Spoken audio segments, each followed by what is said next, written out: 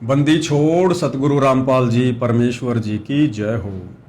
परम पिता परमात्मा सारी सृष्टि के रचनहार कुल मालिक असंख्य ब्रह्मांडों के स्वामी जगत गुरु तीनों लोकों में प्रवेश करके सबका भरण पोषण करने वाले राजाधीराज आत्माधार नाथों के नाथ देवों के देव महादेव सर्वेश्वर महेश्वर मृत्युंजय अजरो अमर आदि अनादि सनातनी प्रभु जगत पिता जगदीश्वर श्री श्री 1008 की उपाधि के वास्तविक अधिकारी अकाल मूर्त शब्द स्वरूपी राम वासुदेव सर्वगतम परम पूज्य प्रथम पूज्य परम संत परम पुरुष परम धनी परम दयालु सत्य कबीर हक्का कबीर अल्लाहु कबीर अल्लाहु अकबर बाखबर अल्लाह ताला जगत के तारणहार जगत के मुक्तिदाता जगत के जगन्नाथ हारे के सहारे हिंदुओं के राम मुसलमानों के अल्लाह सिखों के वाहिगुरु ईसाइयों के मसीह दया के सागर दयानिधि करुणा के सागर करुणानिधि स्वयंभू परिभू संकट मोचन कष्ट हरण मंगल करण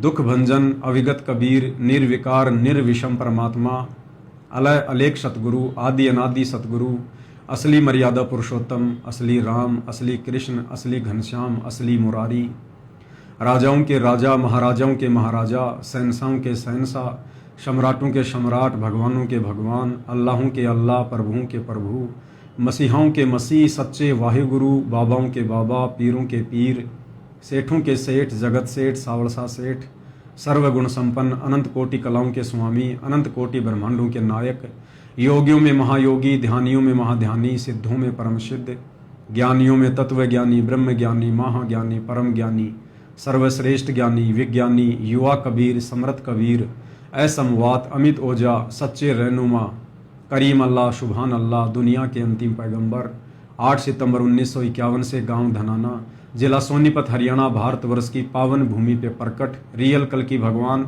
श्री नारायण साकार हरि श्री बाबा साहेब नूर अनंत परमात्मा सच्चे दरवेश सच्चे बाखबर संत शिरोमणि सतगुरु रामपाल जी परमेश्वर जी के चरण कमल में साध संगति से जुड़े हुए देश विदेश से आप और हम सभी सत्सेवक भाई बहनों का अनंत कोटि दंडवत प्रणाम।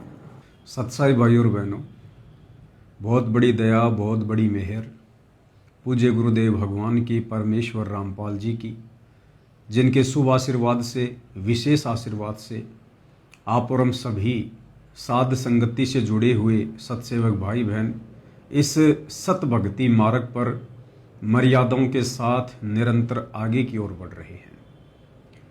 भाई और बहनों, आज पूरे विश्व में निसंदेह कई लाखों की संख्या में सतगुरु रामपाल जी के भक्त हैं। उन लाखों भक्तों में से जो विशेष दया विशेष मेहर साध संगति से जुड़े सत्सेवक भाई बहनों के ऊपर गुरुदेव की हो रही है, ये अविश्वसनीय है। क्योंकि ये कलयुग की बिचली पीढ़ी का समय है, पूर्ण मोक्ष प्राप्ति का समय है। और इस समय भाई और बहनों, परमेश्वर केवल इस भक्ति मार्ग पर उन्हीं आत्माओं को दृढ़ करेगा, उन्हीं आत्माओं के लिए परमात्मा सो यत्न करेगा, काल से लड़ेगा, जिन आत्माओं को सतगुरु रामपाल जी परमेश्वर जी ने सतलोक लेकर जाना होगा। देखो, ये भक्ति मार्ग एक विद्यालय की भांति है। जिस प्रकार एक स्कूल में हजारों की संख्या में बच्चे एडमिशन लेते हैं, लेकिन कितने बच्चे पास होते हैं, कितने बच्चे फर्स्ट डिवीज़न आते हैं, कितने सेकंड डिवीज़न आते हैं और कितने बच्चे मेरिट में आते हैं। तो ठीक इसी प्रकार ये जो सतगुरु रामपाल जी परमेश्वर जी का सत्संग है, उनका भक्ति मार्ग है, ये एक प्रकार से स्कूल है, कॉलेज है। और इस कॉलेज में पूरा विश्व ही एडमिशन लेगा आने वाले समय में। और उनमें से कितने बच्चे पास होंगे और कितने बच्चे सतलोक जाने के लिए तैयार होंगे, ये भाई और बहनों इस ज्ञान को समझने के बाद उस भगत के बुद्धि विवेक के ऊपर निर्भर करेगा कि परमेश्वर कितनी आत्माओं को सेलेक्ट करके सतलोक लेकर जाएंगे। तो इस भक्ति मार्ग पर जो सबसे बड़ी गलती हम कर देते हैं, हर किसी को भगत समझने की। जिसके गले में संत रामपाल जी का लॉकेट देखा या जिसके हाथ में संत रामपाल जी का रक्षा सूत्र देखा या जिसने अपने मुख से एक बार सत साहिब बोल दिया, नादानी में हम लोग उसको भगत समझ बैठते हैं। लेकिन भाई और बहनों, भगत कौन है, इस बात का निर्णय वो लॉकेट, वो रक्षा सूत्र या मुंह से बोला गया सत साहिब शब्द नहीं करेगा। संत रामपाल जी की वो भगत मर्यादाओं में कितना है, संत रामपाल जी की वो भगत शिक्षाओं पर कितना चल रहा है, सतगुरु रामपाल जी को वो भगत कितना समझ पाया है, और सतगुरु रामपाल जी के द्वारा जो शास्त्र अनुकूल भक्ति साधना दी गई है, इस पर मर्यादा में रहकर दृढ़ता के साथ वो भगत कितना चल पा रहा है। इस आधार से निर्णय होगा कि वो भगत है या भगत होने के बावजूद अभी वो जगत ही है। तो भाई और बहनों, सतगुरु रामपाल जी परमेश्वर जी का ये सत भक्ति मार्ग दुनिया के अन्य भक्ति मार्गों से अलग है, डिफरेंट है, भिन्न है। इस भक्ति मार्ग की मर्यादा, इस भक्ति मार्ग के नियम बहुत अनोखे हैं, विचित्र हैं, लेकिन शास्त्रों के अनुकूल हैं। तो भाई और बहनों, समझने में थोड़ा समय लगेगा, इसलिए जल्दबाजी बिल्कुल भी ना करें, तुरंत किसी भी बात पर कोई भी कमेंट ना दें, निर्णय ना करें, अपने आप को थोड़ा समय दें, बात के ऊपर विचार करें, विमर्श करें, चिंतन मनन करें, हो सके तो किसी से सलाह लें, उसके बाद निर्णय कीजिए कि मैं सही हूं या गलत हूं। तो भाई और बहनों, सतगुरु रामपाल जी के पंथ में वर्तमान में 2 पार्ट बन चुके हैं। इन बातों का बार बार जिक्र करना इसलिए जरूरी हो जाता है क्योंकि भीड़ बहुत ज़्यादा बढ़ चुकी है, और इस भीड़ में कितने भगत हैं और कितने लोग भक्ति का ढोंग कर रहे हैं, ये भी बताना ज़रूरी हो जाता है। तो सन 2014 बरवाला कांड के बाद संत रामपाल जी की संगत में 2 पार्ट बन गए, यानी संगत 2 भागों में विभाजित हो चुकी है। एक भाग जिसे सतलोक आश्रम के नाम से जाना जाता है, जिसमें संत रामपाल जी के बेटा बेटी, भाई बंधु, रिश्तेदार, ये कोऑर्डिनेटर वगैरह, आश्रम संचालक, ये लोग शामिल हैं जो अपने तरीके से, मनमुखी तरीके से, काल प्रेरित होकर भगत समाज की मर्यादा तोड़वाने वाले कर्म ही करते रहते हैं। दूसरा पार्ट जिसे साध संगति कहते हैं, और साध संगति से जुड़े भाई बहनों को सत्सेवक कहते हैं, जो केवल अपने गुरुदेव के द्वारा दिए गए ज्ञान को आधार बनाकर ही भक्ति करते हैं। देखा देखी भेड़ चाल में या गांधारी की तरह आंखों पर काली पट्टी बांधकर किसी कोऑर्डिनेटर के आदेशों को फॉलो करके भक्ति मार्ग पर नहीं चलते हैं। संत रामपाल जी के बेटा बेटी, भाई बंधु, रिश्तेदारों को आधार बनाकर भक्ति मार्ग पर नहीं चलते हैं। गुरुदेव ने हमें क्या शिक्षा दी है, क्या दीक्षा दी है, सत्संग में किस प्रकार से भक्ति नियम बताए हैं, मर्यादा बताई है, क्या क्या सावधानियां बताई हैं, उन तमाम बातों को आधार मानकर वर्तमान में उनकी गैर हाजिरी में घर को ही सतलोक आश्रम बनाकर और अपने गुरु को ही अपना इष्ट मानकर, आराध्य देव मानकर, कबीर देव मानकर हम मर्यादा में रहकर भक्ति करते हैं। अब भाई और बहनों, जब साध संगति से जुड़े भाई बहन अपने घर को सतलोक आश्रम बनाकर और अपने गुरुदेव भगवान को प्रसन्न करने के लिए, खुश करने के लिए, उनकी मेहर प्राप्त करने के लिए जो भक्ति साधना करते हैं, जैसे कि अपने पूज्य गुरुदेव भगवान को ही अपना इष्ट मानना, आराध्य देव मानना, कबीर देव मानना, अपने गुरु के अलावा हम अपने घर में और किसी फोटो को जगह नहीं देते हैं। हमने गरीबदास जी की फोटो को, दादा गुरु जी की फोटो को, दाढ़ी मूछ वाले नकली कबीर की फोटो को, इन तमाम फोटोओं को हम साध संगति से जुड़े भाई बहनों ने घर से बाहर निकाल दिया है। हम केवल एकमात्र अपने गुरुदेव को ही दंडोत प्रणाम करते हैं, एकमात्र अपने गुरु का ही जयकारा लगाते हैं। गीता अध्याय 3 श्लोक 13 के अनुसार गुरु को इष्ट मानकर हम उन्हें भोग लगाते हैं, उसके बाद भोजन ग्रहण करते हैं। सुबह और शाम के समय गुरुदेव की वाणी के अनुसार कि पाती पंच पोहप कर पूजा, देव निरंजन और न दूजा, अपने गुरु को परमात्मा मानकर हम 5 दीपक वाली थाल के साथ गुरु की आरती उतारते हैं। अपने गुरु के ऊपर चवर करते हैं श्रद्धा भाव से, उन्हें परमेश्वर मानकर। घर घर में गुरुदेव भगवान के आसन लग गए हैं, बेड लग गए हैं। तो इन तमाम भक्ति क्रियाओं को देखकर, जो कि साध संगति में हो रही हैं। जो दूसरा पार्ट है सतलोक आश्रम वाले, तो सतलोक आश्रमों से जुड़े भाई बहन इन तमाम प्रकार की साध संगति से जुड़े भाई बहनों की भक्ति क्रियाओं को देखकर और अज्ञानता के चलते अपने मन में कुछ शंकाएं उत्पन्न कर देते हैं। हालांकि उनकी इच्छा करती है कि हम भी गुरु जी को भोग लगाएं, बहुत अच्छा लगता है, हम भी गुरुदेव भगवान की 5 दीपक वाली थाल के साथ प्रतिदिन आरती उतारें। क्योंकि जब साध संगति की वीडियो भाई बहन देखते हैं तो उनके अंदर एक हिलोर उठती है, उनकी आत्मा उन्हें कहती है कि तुम भी आरती उतारो, यही तो तरीका है गुरु को प्रसन्न करने का। लेकिन सतलोक आश्रम से जो संत रामपाल जी के परिवार वाले हैं, कोऑर्डिनेटर हैं, नामदान संचालक हैं, उन लोगों के डर के कारण, उन लोगों के दबाव के चलते बेचारी नादान संगत इन भक्ति क्रियाओं को करने में असमर्थ हो जाती है, डर जाती है, भयभीत हो जाती है। अब ये डर लगना, भयभीत होना भाई और बहनों, ये कहीं न कहीं ज्ञान की कमी को दर्शाता है। क्योंकि बेचारी नादान संगत को डरा दिया जाता है कि भाई पवन दास गुरुद्रोही है, गुरुजी ने उसको गुरुद्रोही घोषित कर रखा है, गुरुजी ने उसको पंथ से बाहर निकाल रखा है। अगर तुम पवन दास के वीडियो देखोगे या पवन दास के अनुसार भक्ति क्रिया करोगे तो तुम्हारी मर्यादा खंड हो जाएगी, तुम्हारा नाम खंड हो जाएगा, तुम्हें आश्रम में आने नहीं दिया जाएगा, तुम्हें दूसरा नाम सतनाम नहीं दिया जाएगा, तुम्हें भी गुरुद्रोही घोषित कर दिया जाएगा, तुम्हारे नाम का एक पीला पर्चा निकाल दिया जाएगा।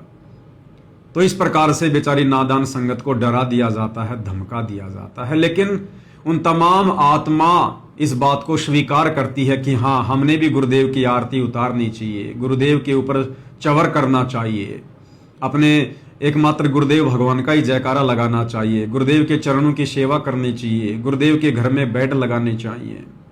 लेकिन वो डर के मारे चुप हो जाते हैं। और उसके बाद वो क्या करते हैं, जब हम सत्सेवक भाई बहन लाइव आते हैं तो वो नादान संगत जो सतलोक आश्रम वालों के पीछे आंखों पर काली पट्टी बांध के चल रही है, वो कमेंट्स करती है कि भाई हमने गुरुजी के सत्संग में सुना है जिसमें गुरुजी ने कहा है कि ये दास जितना बताए केवल उतना ही करो, इससे ज्यादा अपना दिमाग मत लगाओ। अगर तुम्हें ज्ञान समझ में आ गया हो या इस बात का विश्वास हो गया हो कि ये दास जो कह रहा है बिल्कुल सत्य है। पहले आपको ये छोटा सा सत्संग जो वर्तमान में हिसार जेल से सतगुरु रामपाल जी विशेष संदेशों के माध्यम से भेज रहे हैं, आपको सुना देते हैं क्या कुछ गुरुदेव कह रहे हैं, सुनिएगा। तो जो दास कहे उतना ही करो, तुम अपनी बुद्धि कति छोड़नी पड़ेगी। ज्ञान समझ में आ गया होता है, ये विश्वास हो गया, वो दास जो बोलता सारी सच्ची है। आप अपने तर्क वितर्क अपने अज्ञान के द्वारा मन में सोच सकते हो ऐसा कैसे ऐसा कैसे, ये आपकी बालक बुद्धि है, इसको त्यागना होगा। तो भाई और बहनों, सत्संग आपने सुना जिसमें पूज्य गुरुदेव भगवान सतगुरु रामपाल जी कह रहे हैं कि दास जितना कहे उतना ही करो, अपना दिमाग मत लगाओ। अगर तुम्हें ज्ञान समझ में आ गया है तो, अगर तुम्हें यह विश्वास हो गया हो कि दास जो भी कहेगा सत कहेगा, तो केवल उतना ही करो, इससे ज्यादा नहीं। अब इस सत्संग को सुनकर और सतलोक आश्रम से जुड़े भाई बहन ये मतलब निकाल लेते हैं कि भाई गुरुजी हमें ये कह रहे हैं कि बच्चों, तुम्हारा गुरु तुम्हें जितना कहे केवल उतना ही करो, इससे ज्यादा अगर कोई और भगत या मेरा परिवार या कोऑर्डिनेटर तुम्हें अलग से कोई आदेश देता है तो उन बातों को बिल्कुल मत मानो, अन्यथा तुम्हारी मर्यादा खंडित हो जाएगी, तुम्हारा नाम टूट जाएगा, तुम काल के जाल में चले जाओगे। और इस सत्संग को आधार बनाकर फिर हम साध संगति से जुड़े सत्सेवक भाई बहनों को ब्लेम करते हैं कि भाई तुम साध संगति वाले गलत कर रहे हो, तुम लोग तो वो कर रहे हो जो पवनदास कह रहा है, जैसे गुरुदेव को भोग लगाना, गुरुजी की आरती उतारना, गुरुजी के ऊपर चवर करना, एकमात्र गुरुजी को ही दंडवत प्रणाम करना, एकमात्र अपने गुरु का ही जय जयकार करना, जयकारा लगाना, ये तमाम प्रकार की क्रियाएं जो तुम कर रहे हो ना, ये तुम पवन दास के कहे अनुसार कर रहे हो। जबकि गुरु जी क्या कह रहे हैं कि दास जितना कहे उतना ही करो, अपना दिमाग मत लगाओ। अगर तुम्हें ज्ञान समझ में आ गया है तो, यदि तुम्हें दास के ऊपर विश्वास है तो। अब भाई और बहनों, दो बातें हैं। सतगुरु रामपाल जी साक्षात पूर्ण ब्रह्म परमेश्वर हैं और पहली बार इन्होंने इस कलयुग की बिचली पीढ़ी में अपने मूल ज्ञान का, अपने तत्व ज्ञान का, इस विशेष ज्ञान का खुलासा किया है, प्रचार किया है। आज से पहले तो हम केवल अज्ञान ही सुन रहे थे। अब ये तत्व ज्ञान जैसे ही हमारी आंखों के सामने आया तो भाई और बहनों, ये तत्व ज्ञान इतना जल्दी एकदम से समझ में नहीं आता है। इस तत्व ज्ञान को समझने के लिए मजबूत भक्ति संस्कारों की जरूरत होती है। परमात्मा कहते हैं पिछले जन्म से होत हैं पूर्ण हंस मुराद, यानी पिछले जन्मों में आपने कहां तक की भक्ति की है, कितनी आपने अपने गुरुदेव की सेवा की है, कैसे आपने मर्यादा निभाई है, कैसा आपका आचार विचार व्यवहार, आपका चरित्र रहा है, उस आधार से आपको नेक्स्ट जन्म मिलता है। और ये निर्धारित होता है कि आप अब इस भक्ति को किस स्तर पर समझ पाएंगे, कितना समझ पाएंगे। इसलिए परमात्मा कहते हैं पिछले जन्म से होत हैं पूर्ण हंस मुराद। तो सतगुरु रामपाल जी ने वर्तमान में जो अनमोल ज्ञान दिया है, तत्व ज्ञान दिया है, ये जरूरी नहीं है कि उनसे नाम उपदेश लेने वाला हर भगत उनके तत्व ज्ञान को समझ जाएगा, उनके संकेतों को समझ जाएगा, उनके इशारों को समझ जाएगा, उनकी हर एक बात को समझ जाएगा। ये जरूरी नहीं होता है भाई और बहनों। एक क्लास में 50 बच्चे होते हैं, हर बच्चे के विचार अलग अलग होते हैं, हर बच्चे का सोचने समझने का ढंग अलग अलग होता है। परमात्मा भी कहते हैं कि जेता घट तेता मता, घट घट सोच विचार, कि जितने शरीर हैं, जितने मस्तिष्क हैं, उतने ही विचार हैं, तरह तरह के विचार उनमें उठते हैं। तो ये जरूरी नहीं है कि यदि किसी ने संत रामपाल जी से नाम उपदेश ले लिया तो वो संत रामपाल जी के भक्ति मार्ग को, उनके तत्व ज्ञान को, या संत रामपाल जी के मिशन से वो पूर्णतया परिचित हो जाएगा। ये जरूरी नहीं होता है। इसीलिए संत रामपाल जी की संगत में उनके जेल जाने के बाद 2 पार्ट बन गए, संगत 2 भागों में विभाजित हो गई। जो साध संगति से जुड़े सत्सेवक भाई बहन हैं, वे वो हंस आत्माएं हैं जिनके पिछले जन्म जन्मांतरों के भक्ति संस्कार बहुत ही प्रबल हैं, बहुत ही मजबूत हैं, सुदृढ़ हैं, जो अपने गुरुदेव भगवान के संकेतों को समझने के योग्य हो चुके हैं कि गुरुदेव भगवान क्या कहना चाहते हैं, संकेत में क्या कुछ कह रहे हैं। उस सांकेतिक भाषा समझने के योग्य सत्सेवक भाई बहन बन चुके हैं।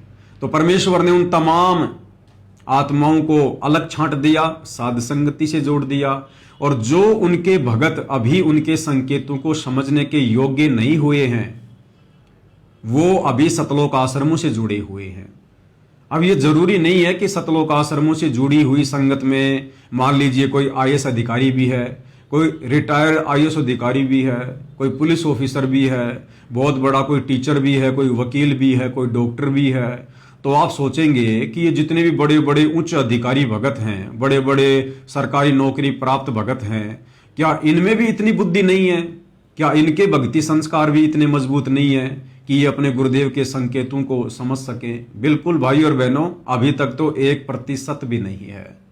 अगर उन बड़े बड़े दिखाई देने वाले भक्तों में 1% भी आध्यात्मिक क्षेत्र वाली कॉमन सेंस होती, देखो एक तो होती है सामाजिक कॉमन सेंस, तो सामाजिक कॉमन सेंस में तो ये लोग टीचर हैं, मास्टर माइंड है, इंजीनियर हैं, लेकिन आध्यात्मिक भक्ति मार्ग वाली कॉमन सेंस में चाहे वो बहुत बड़ा कोई अधिकारी क्यों ना है, अगर वो शतलोक आश्रमों से जुड़ा हुआ है तो उसमें 1% भी कॉमन सेंस नहीं है, 1% भी। तो भाई और बहनों, अब सतलोक आश्रमों से जुड़े वो भाई बहन फिर इस प्रकार के सवाल उठाते हैं कि भाई साध संगति वाले तो ये इस प्रकार की जो क्रिया कर रहे हैं, जो क्रिया कभी गुरुदेव ने करने को नहीं कही है, जैसे अपने गुरु को भोग लगाना, अपने गुरु के लिए बेड लगाना, अपने गुरु की आरती उतारना, एकमात्र अपने गुरु को दंडवत करना, एकमात्र अपने गुरु का जयकारा लगाना, भोजन के ऊपर संयम रखना, या जैसे विषय वासनाओं से दूर हो जाना। अगर मोक्ष चाहिए तो पहले जो हम पति और पत्नी के संबंध में थे, अब हमने भाई बहन के रिश्ते में आना पड़ेगा, बाहर का खाना खाना छोड़ना पड़ेगा। इन तमाम प्रकार की भक्ति क्रियाओं को जो केवल साध संगति में हो रही है, सतलोक आश्रमों से जुड़े नादान भाई बहन जब इन क्रियाओं को देखते हैं तो आत्मा तो स्वीकार करती है, लेकिन संत रामपाल जी के परिवार के दबाव में आकर अपने कोऑर्डिनेटरों के डर के मारे बेचारे इन क्रियाओं को करने से डरते हैं और फिर कमेंट्स करते हैं कि तुम लोग जो कुछ कर रहे हो वो तो पवन दास कह रहा है, गुरुजी नहीं कह रहे। गुरुजी ने तो कह दिया कि दास जितना कहे उतना ही करो, अपना दिमाग मत लगाओ। अगर तुम्हारे ज्ञान समझ में आ गया है तो, अगर तुम्हें यह विश्वास हो गया हो कि दास जो कह रहा बिल्कुल सत्य है। ऑडियो एक बार फिर से सुन लो भाई और बहनों, ताकि आगे का वीडियो आप अच्छे से समझ सको। सुनिए। तो जो दास कहे उतना ही करो तुम, अपनी बुद्धि कति छोड़नी पड़ेगी। ज्ञान समझ में आ गया होता है, ये विश्वास हो गया वो दास जो बोलता सारी सच्ची है।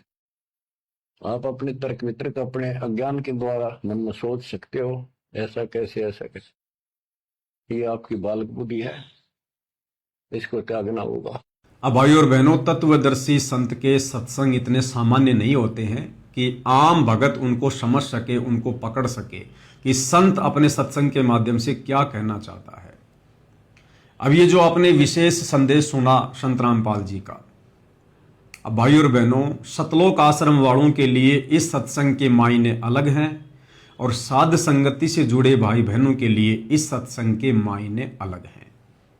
जैसे गुरुदेव अपने सत्संगों में कहते हैं कि दास जब सत्संग करता है तो सुनने वाले जो श्रोता होते हैं वो नए भी होते हैं और पुराने भी होते हैं।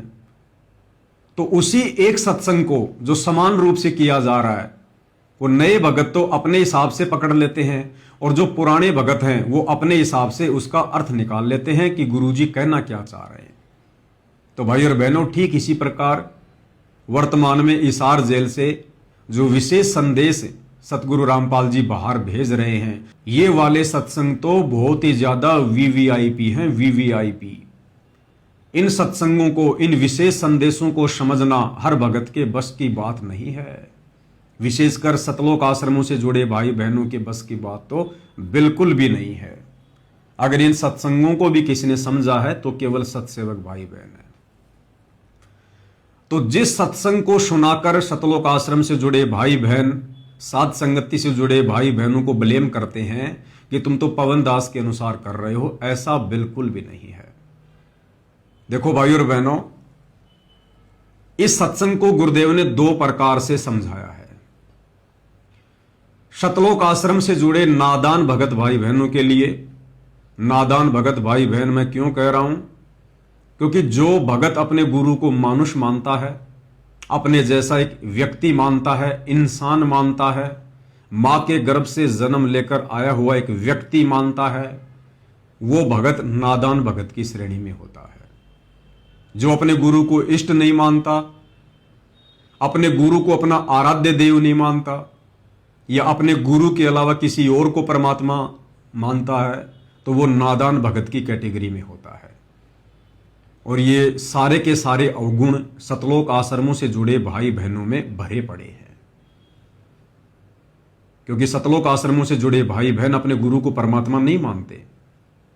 अगर अपने गुरु को परमात्मा मानते तो उन भक्तों के घरों में, उनके दरबार में, उनके गले के लॉकेट में और इन सतलोक आश्रमों में फिर गुरु के अलावा किसी और की फोटो नहीं होनी चाहिए। जैसे दाढ़ी मूछ वाले कबीर की फोटो, अगर आपने गुरु को कबीर मान लिया, इष्ट मान लिया, भगवान मान लिया, फिर दाढ़ी मूछ वाला कबीर कौन है भाई? फिर गरीबदास जी कौन है? फिर दादा गुरु जी कौन है? फिर पंडित चिदानंद जी कौन है, जिनकी फोटोएं आप अपने घरों पर रखते हो, अपने दरबार में रखते हो, जिन फोटोओं के आगे आप दंडवत करते हो, जोत जलाते हो, खड़े होकर आरती करते हो, फिर वो कौन है? परमात्मा तो एक है, भगवान तो एक है, इष्ट देव तो एक है। तो सतलोक आश्रमों से जुड़े भाई बहन अभी भी अपने गुरु को परमात्मा नहीं मानते। तो ये जो विशेष संदेश है जिसमें गुरुदेव कह रहे हैं कि आप उतना ही करो जितना दास कह रहा है, तो सतलोक आश्रम से जुड़े भाई बहनों के लिए संत रामपाल जी का यह कहना है कि ए नादान प्राणियों, गुरु को मानुष मानने वाले भक्तों, तुम केवल उतना ही करो जितना तुम्हारा गुरु कह रहा है, ये दास कह रहा है। संत रामपाल जी अपने आप को दास कहकर संबोधित कर रहे हैं कि ये दास जितना कह रहा है तुम उतना ही करो। क्यों? क्योंकि सतलोक आश्रम से जुड़े भाई बहन और संत रामपाल जी का परिवार संत रामपाल जी को दास मानता है, उन्हें भगवान नहीं मानता, उन्हें कबीर नहीं मानता, संत रामपाल जी को कबीर का दास मानता है, कबीर का भेजा हुआ अवतार मानता है, कबीर के द्वारा भेजी गई एक विशेष हंस आत्मा मानता है। इसलिए संत रामपाल जी सतलोक आश्रमों से जुड़े भाई बहनों को ये कह रहे हैं, अपने आप को दास कहते हुए, कि ये दास यानी तुम्हारा गुरु जितना कह रहा है तुम उतना ही करो। अगर इससे ज्यादा मेरे परिवार के कहने पे करोगे, किसी कोऑर्डिनेटर के कहने पर करोगे, किसी नामदान संचालक के कहने पर करोगे, तो तुम्हारी मर्यादा टूटेगी, तुम्हारी मर्यादाएं खंड खंड हो जाएंगी और तुम भक्ति मार्ग से नीचे गिर जाओगे। क्योंकि अभी तुम्हारा बौद्धिक विकास उस स्तर का नहीं है कि तुम अपने गुरु के संकेतों को समझ सको और अपनी भक्ति को बचा सको। इसलिए तुम केवल इतना ही करो जितना ये दास अर्थात तुम्हारा गुरु कह रहा है। लेकिन भाई और बहनों, आश्रमों से जुड़े भाई बहन उतना भी नहीं कर रहे जितना कि इसार जेल से संत रामपाल जी कह रहे हैं। संत रामपाल जी के इस सत्संग की भी ढंग से पालना आश्रमों से जुड़े भाई बहन नहीं कर रहे हैं। अगर करते तो बताओ फिर संत रामपाल जी ने कब कहा कि भाई धनाना गांव में संगत के दान धर्म से तकरीबन 1 करोड़ रुपए की लागत से एक बैडमिंटन खेलने का स्टेडियम बना दो, ताकि धनाना गांव के बच्चे बैडमिंटन खेलें, अपना समय बर्बाद करें, अपने श्वासें बर्बाद करें। बताओ संत रामपाल जी ने किस सत्संग में कहा, किस पुस्तक में कहा, या सतलोक आश्रम के अंदर आने वाले किस ऑडियो वीडियो में कहा? कब कहा संत रामपाल जी ने कि बैडमिंटन का स्टेडियम बनाना चाहिए? तो ये नादान संगत तो उतना भी नहीं कर रही जितना गुरु इनको आदेश दे रहा है। फिर इन्होंने क्या किया? हरियाणा के जाट आरक्षण में लाखों भक्तों को बैठा दिया। भक्तों के ज्योति पाठ और दान का पैसा जाट आरक्षण संघर्ष समिति को चंदे के रूप में दिया गया। आम जाट आरक्षण में मैं अध्यक्षता रोहतक जिले का, जब इसने हमारे साथ महाराज ने साथ दिया था तो इसने मारते ही 25 लाख रुपए दिए थे उस टाइम पे। गद्दी छोड़ सदगुरु रामपाल जी भगवान जी की जय हो। जब हम दिल्ली कूच करने खातिर तैयार हुए, 19 तारीख का संदेश आ गया, भाई आ जाओ फैसला होगा। जब महाराज जी ने बहादुरगढ़ में बैंकेट हॉल में 2 हॉल में 3-3 ट्रेली गुलदाना बना दिया था। गद्दी छोड़ सदगुरु रामपाल जी भगवान जी की जय हो। भाई दिल्ली जो खाना खर्चा होगा तुमने कोई जरूरत नहीं, हम अपने दौड़ कराएंगे। संत रामपाल जी ने जो आपको समर्थन दिया, इस बारे में आपकी क्या राय है? हमारा संत रामपाल जी को और उसकी संगत को बहुत बहुत धन्यवाद। और उन्होंने हमें आज 11 लाख रुपए चंदा देकर भी आंदोलन में भी मदद की। अब बताओ संत रामपाल जी ने कौन से सत्संग में कहा कि हमने किसी आरक्षण का समर्थन करना चाहिए? कौन सी पुस्तक में लिखा है कि हमने किसी के धरने पर जाकर बैठना चाहिए? या हिसार जेल से आने वाली किस ऑडियो वीडियो में कहा कि जाट आरक्षण का समर्थन मैंने ही किया था? बच्चों, मैंने तुम्हें कहा था कि तुम वहां जाकर बैठो।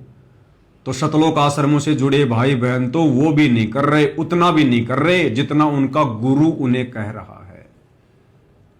राजस्थान का गैंगस्टर आनंदपाल सिंह जो पुलिस एनकाउंटर में मारा जा चुका है, राजपूत समाज उसको शहीद का दर्जा दिलवाने के लिए, उसके एनकाउंटर की सीबीआई जांच करवाने के लिए राजपूत करणी सेना के साथ मिलकर राजस्थान के अजमेर में और हरियाणा के भिवानी में बहुत बड़ी रैलियों का आयोजन किया करते थे। और उन रैलियों में सतलोक आश्रम से जुड़े संत रामपाल जी के परिवार ने, कोऑर्डिनेटरों ने नादान संगत को हजारों की संख्या में बैठा दिया। और राजस्थान के अजमेर की राजपूत करणी सेना की रैली में तो सतलोक आश्रम सोजत वालों ने 5 लाख रुपए भी चंदे के रूप में दिए। जयपुर में सरकार ने वादा किया था और उसके लिए भी मैं समर्थन पत्र लेके पहुंचा था। प्रेस कॉन्फ्रेंस में वो समर्थन पत्र हमने सौंपा था कि फर्जी एनकाउंटर की सीबीआई जांच का संत रामपाल जी के लाखों अनुयायी समर्थन करते हैं।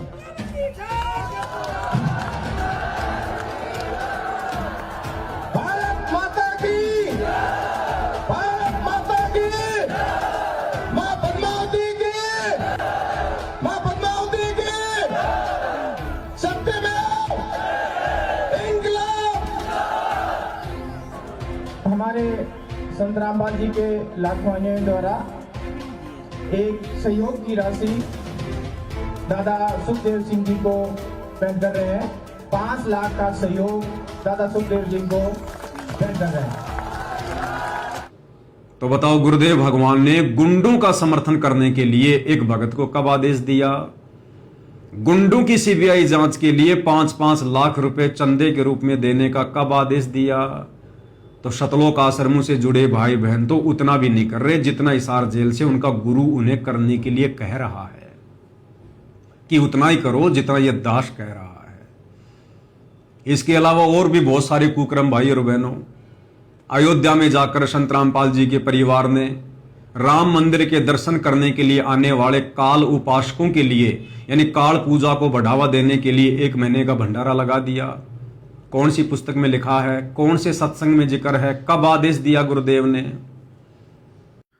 सत साहिब जी, ये वीडियो सतलोक आश्रम द्वारा अयोध्या में लगाए गए भंडारे का है। और यहाँ पर आप देख सकते हैं गुरुदेव के दोनों लड़के, बड़ा लड़का वीरेंद्र, छोटा लड़का मनोज, दोनों इस भंडारे में बैठे हैं, शामिल हैं। दोनों वहाँ पर उपस्थित थे और बहुत बड़ा पंडाल वहाँ पर लगाया गया था। करोड़ों रुपया संत रामपाल जी के भक्तों का, उनके ज्योति पाठ और दान का आन उपासना में सहयोग करते हुए सतलोक आश्रम मैनेजमेंट हरियाणा द्वारा बर्बाद किया गया। भाई और बहनों, हमारे गुरुदेव भगवान कहते हैं कि तीनों देवा काल हैं, ब्रह्मा विष्णु महेश, और भूले चूके समझियो ले सतगुरु उपदेश। परमात्मा तो इस काल की और काल के पुत्रों की इस पूजा पाठ को बंद करवाने के लिए आए हैं, अपनी यथार्थ सतभक्ति सतलोक से लेकर।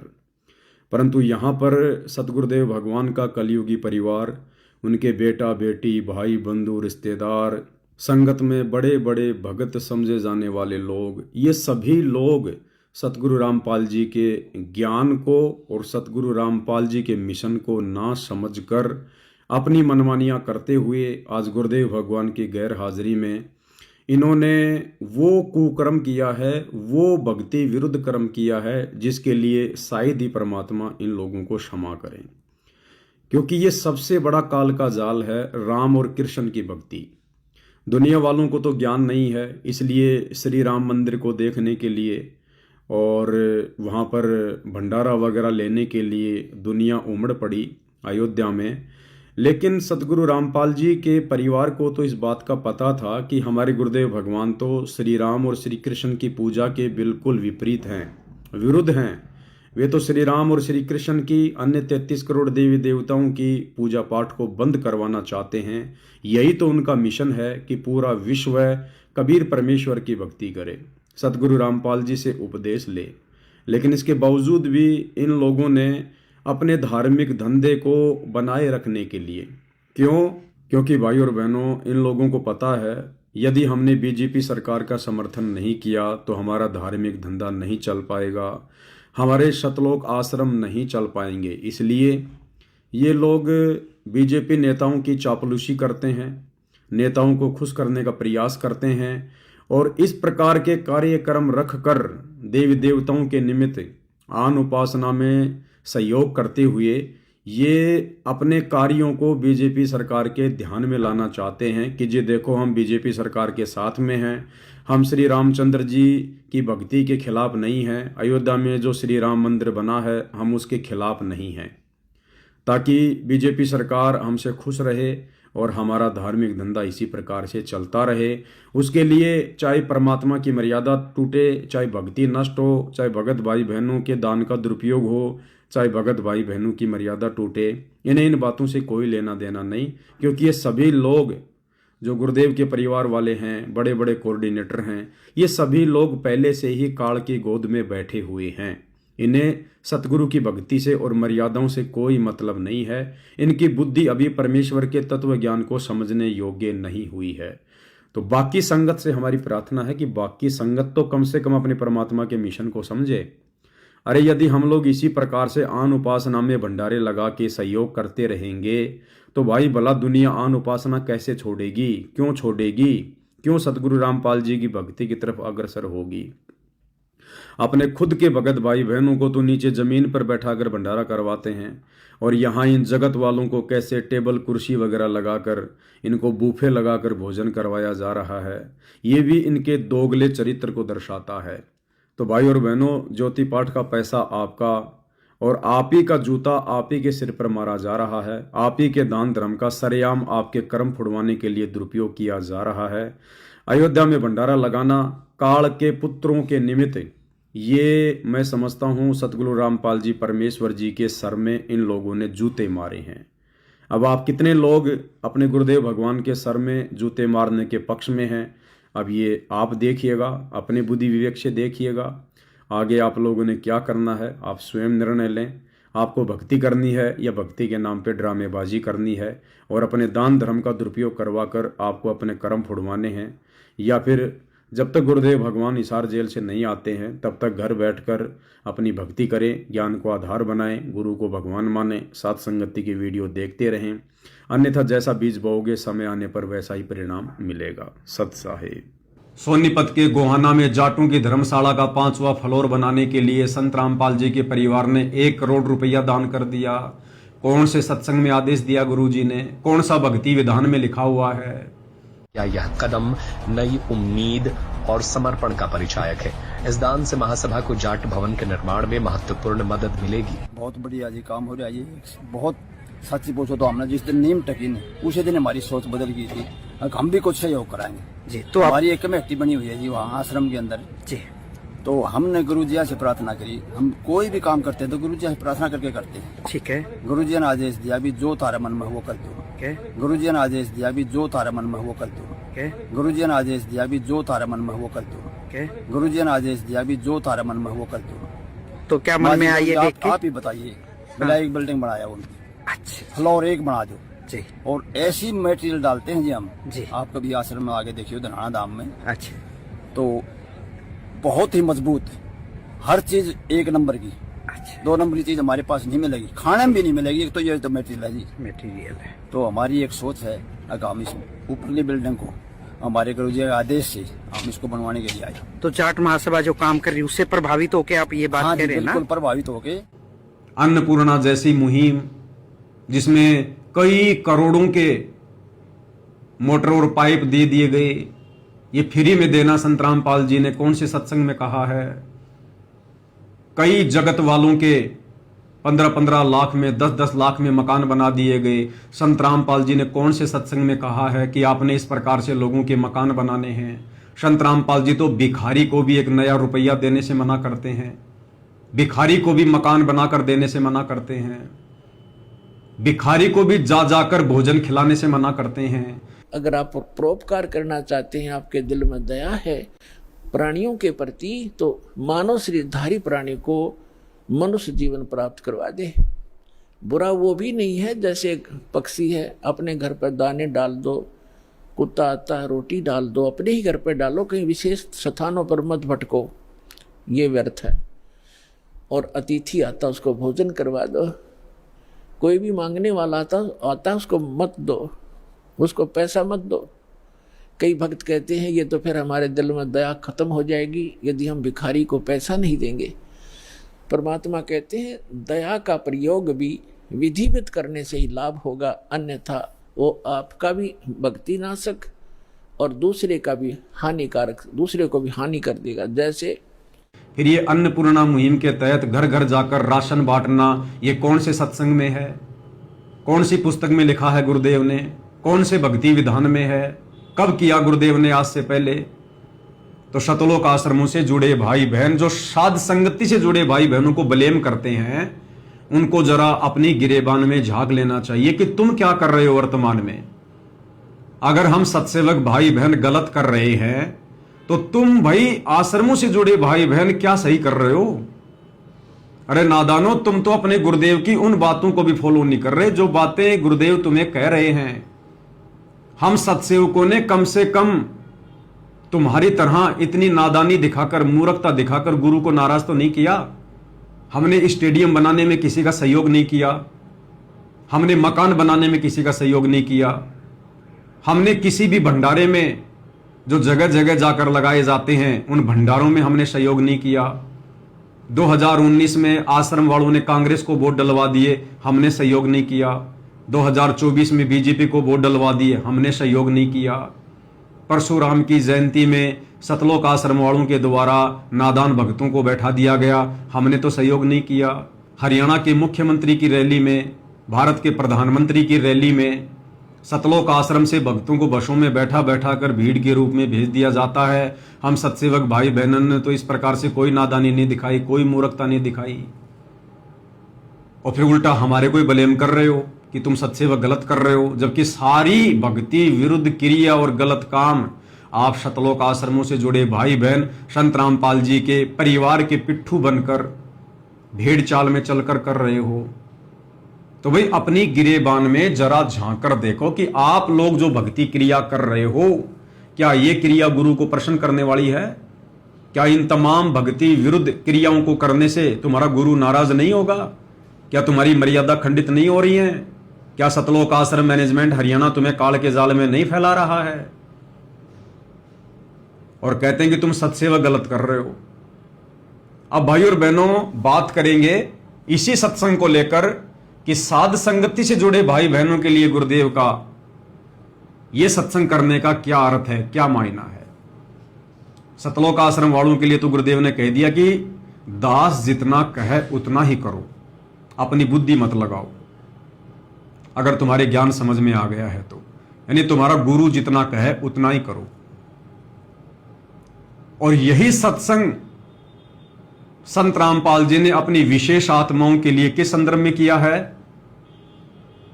साध संगति से जुड़े भाई बहनों के लिए गुरुदेव का आदेश है कि दास जितना कहे उतना ही करो। दास कौन? संत रामपाल जी नहीं। संत रामपाल जी दास केवल सतलोक आश्रमों से जुड़े नादान भक्तों के लिए है, क्योंकि सतलोक आश्रमों से जुड़े भाई बहन अपने गुरु को दास मानते हैं, कबीर जी का दास मानते हैं, भगवान नहीं मानते। तो संत रामपाल जी दास केवल सतलोक आश्रम वालों के लिए है। साध संगति से जुड़े भाई बहनों के लिए संत रामपाल जी दास नहीं है। संत रामपाल जी हमारे लिए कबीर भगवान हैं, हमारे इष्ट देव हैं, हमारे पूज्य देव हैं, हमारे आराध्य देव हैं, सारी सृष्टि के मालिक हैं। तो यही सत्संग, क्योंकि सत्संग तो परमात्मा सबके लिए करते हैं ना, आश्रम वालों के लिए भी होता है, साथ संगत वालों के लिए भी होता है, लेकिन मायने अलग अलग होते हैं। तो यही सत्संग जिसमें गुरुदेव कह रहे हैं कि दास जितना कहे उतना करो। हालांकि मेरे बोलने से पहले सत्सेवक भाई बहन समझ चुके हैं कि इस सत्संग का क्या अर्थ है। इसी को कहते हैं कॉमन सेंस। अपने गुरु के द्वारा किए गए सत्संगों में संकेतों को समझना, क्योंकि एक सत्संग में गुरुदेव ने यह भी तो कहा कि बच्चों अब तुम संकेतों को समझने लग गए हो। किनके लिए कहा? साध संगति से जुड़े भाई बहनों के लिए कहा कि बच्चों अब तुम इस दास के संकेतों को समझने लग गए हो। एक बार सुन लीजिएगा। यानी कुछ देर भी पूरे संत की संगत में आ जा तो ऐसे गजब की बातें बताते हैं वो क्योंकि संत तो बैठते मालिक की चर्चा करेगा, और ऐसी बात का अगर जो अगले के खटके तो अवश्य आत्मा पकड़ जाती है। जो कोयल के बच्चे होते हैं अपनी माँ की बोली तुरंत समझ जाते हैं, एक बार बोलते ही कान खड़े हो जाते हैं उनके, दूसरे बोल पड़ती है तो उड़कर चल पड़ते हैं। इसी प्रकार जो परमात्मा के हंस होते हैं वो पूर्ण संत की सत्संग को, संकेतों को समझना शुरू कर देते हैं। तो भाई और बहनों, गुरु के संकेतों को समझने योग्य केवल सत्सेवक भाई बहन बने हैं। तो यही शब्द साध संगति से जुड़े भाई बहनों को क्या संदेशा दे रहा है? इसार जेल से इस विशेष संदेश के माध्यम से साध संगति से जुड़े भाई बहनों को परमात्मा ये कहना चाह रहे हैं कि साध संगति के लिए मैंने जिस आत्मा को खड़ा किया है, निमित्त बनाया है, इस पवन दास को, तो गुरुदेव कह रहे दास जितना कहे उतना ही करो। क्योंकि हमारे लिए दास कौन है? हमारे लिए दास हमारे भगत भाई है। ये पवन दास आप भाई बहनों के लिए दास है, आप भाई बहन मुझ पवन दास के लिए दास हो। अब हम अपने गुरुदेव को दास नहीं कह सकते, क्योंकि हमें अंदर से पता चल चुका है, इस तत्व ज्ञान से पता चल चुका है, हमारी आत्मा ने स्वीकार कर लिया कि संत रामपाल जी दास नहीं हैं, ये तो दासों के भगवान हैं। दास तो केवल उनके लिए हैं जो अपने गुरु को मानुष मानते हैं। तो यहां गुरुदेव के द्वारा यह कहना कि दास जितना कहे उतना ही करो, तो साध संगति से जुड़े भाई बहनों के लिए गुरुदेव का संकेत है कि इस भक्ति मार्ग पर संगत को दो भागों में विभाजित करके और अपनी विशेष आत्माओं को जो मैंने साध संगति से जोड़ दिया है, और साध संगति में संदेशे देने के लिए जिस आत्मा को निमित्त बनाया है, वो मेरा दास यानी ये पवन दास जितना तुम्हें संदेशा दे, जितना तुम्हें कहे, केवल तुम उतना ही करो। भजन करे राम दुहाई रे, भजन करे राम दुहाई रे। गरीबदास जी आंखों में आंसू भर के लिखवाया करते, देखिए बूंदी बनेगी गिला काल में कैसे गुमराह कर रखे बच्चे भगवान के। इनकी आंख नहीं खुलती निकम्या की, परमात्मा आकर चले गए मैं लाग रखने। इब्दास को सेवा दे रखी रहा और क्यों कर समझावा तो वो कौन सी भाषा बोला ने बताओ। परमात्मा आकर चले गए मैं लाग रखने। इब्दास को सेवा दे रखी रहा और क्यों कर समझावा तो वो कौन सी भाषा बोला ने बताओ। परमात्मा आकर चले गए मैं लाग रखने। इब्दास को सेवा दे रखी रहा और क्यों कर समझावा तो वो कौन सी भाषा बोला ने बताओ। कित फंसका बैठिए तुम आँख खोल लो, पता मेरा के लागू हो तो क्या भगवान के लगते थे, फिर सब कुछ लगते हो तो मितांबर मिट रहे हैं तुम्हारे लिए। यानी वो सब कुछ तो हमने करना ही करना है जो हमारे गुरुदेव ने सत्संगों में कह रखा है। वो भक्ति क्रिया, वो नियम मर्यादा, वो तो सारी हमने निभानी है। इसके अलावा गुरु की मेहर प्राप्त करने के लिए जो भक्ति क्रिया करनी होती है, गुरु का विशेष आशीर्वाद प्राप्त करने के लिए, गुरु की विशेष रजा प्राप्त करने के लिए, जिस मेहर के बिना हम शतलोक नहीं जा सकते। क्या कहते हैं गुरुदेव? इन बाता के पाइए कर सतगुरु नजर निहाल, राजी कर सतगुरु रूठेनु। तो सतगुरु की विशेष मेहर प्राप्त कैसे होती है? एक छोटा सा सत्संग आपको सुनाते हैं जिसमें गुरुदेव क्या कह रहे हैं। खाली गुरु से नाम लेकर भक्ति करने से गुरु की विशेष मेहर, विशेष आशीर्वाद प्राप्त नहीं होता। विशेष मेहर प्राप्त करने के लिए क्या करना पड़ेगा, ये छोटा सा सत्संग आपको बताएगा, सुनिए। कहते हैं तुम्हारा जो कल्याण कैसे होगा कि सतगुरु जो तत्वदर्शी संत है उसको नजर निहाल कर के इतना उनके अनुसार उनके मर्यादा में चल के वो तेरे ऊपर गदगद हो जाए। वो संत के मेरी प्यारी आत्मा परमात्मा को पाने के रास्ते पर बिल्कुल सही चल रही है। तो अंदर से जो एक हिलोर आती है संत के अंदर से, जिस भक्त की, जिस बहन भाई की क्रियाओं से जो प्रसन्न हो जाता है कि ये सही मर्यादा में चला, तो वो जो एक रजा आती है उसके बाद फिर एक उसकी प्रति एक कसक जाती है कि बहुत अच्छी, और परमात्मा अपने बच्चे पर मेहर रखना, ऐसे ही चले। तो वो एक आशीर्वाद आपको एक्स्ट्रा मिलता है जिसको ग्रेस मार्क कहते हैं। तो यहां कहते हैं इन बातों के पाइए कर सतगुरु नजर निहाल है। मान ले तन यो ज्ञान भी हो गया कैसे ऐसे होता तो, और सतगुरु नजर निहाल हुआ नहीं, तुझे सार नाम और फिर सार शब्द मिला नहीं तो भी बात बिगड़ेगी। इसलिए ये कल्याण कहती है बातें कहन सुन की ना है, कर पाड़ने की है। तो भाई और बहनों, सत्संग आपने सुना कि किस प्रकार से हम गुरु को पहले प्रसन्न करें, और जब गुरु प्रसन्न हो जाएगा उसके बाद गुरु अपना विशेष आशीर्वाद उस आत्मा के प्रति छोड़ता है।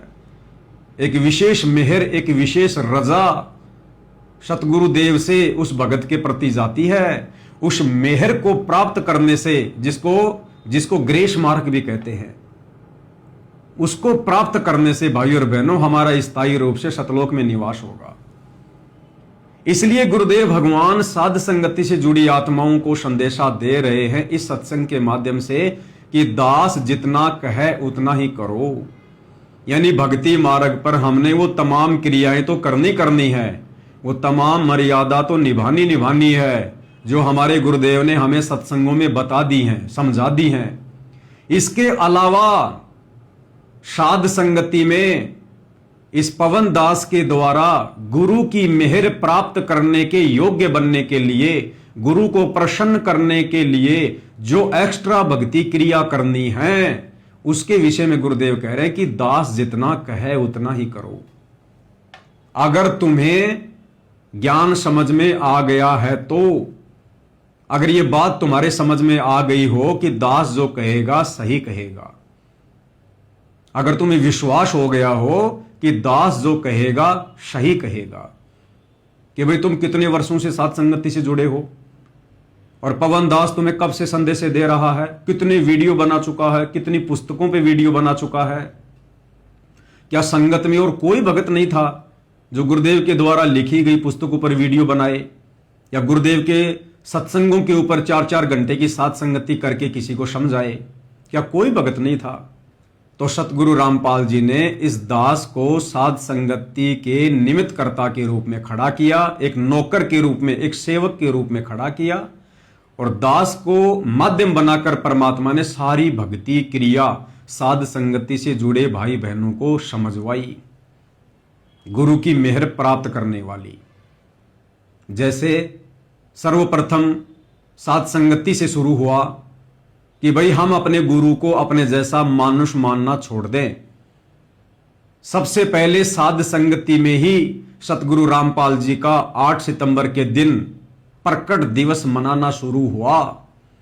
उसके बाद से सतलोक आश्रम वालों ने 8 सितंबर का दिन मनाना शुरू किया, उनके जन्मदिन के रूप में, ना कि प्रकट दिवस के रूप में।